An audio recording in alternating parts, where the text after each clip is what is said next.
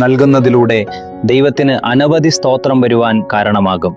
ഇന്ന് നിങ്ങളുടെ ഔദാര്യം ദൈവത്തിന് നന്ദി അർപ്പിക്കാൻ ഇടയാക്കട്ടെ.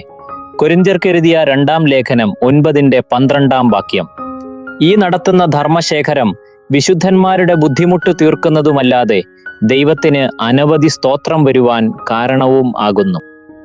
ദാനം മറ്റുള്ളവരെ അനുഗ്രഹിക്കുകയും ദൈവത്തെ മഹത്വപ്പെടുത്തുകയും ചെയ്യുന്നു.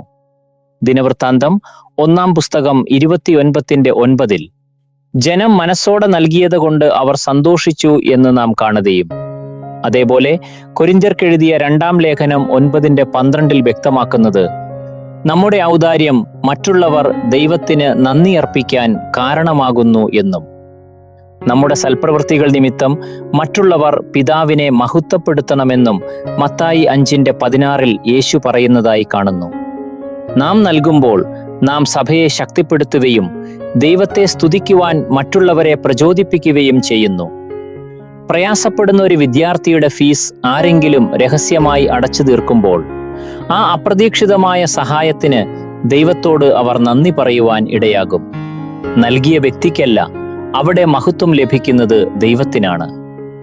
നാം ഒന്ന് സ്വയം ചോദിക്കുക, എന്റെ ദാനം മറ്റുള്ളവർ ദൈവത്തിന് നന്ദി അർപ്പിക്കാനും അവിടുത്തെ മഹത്വപ്പെടുത്താനും കാരണമാകുന്നുണ്ടോ?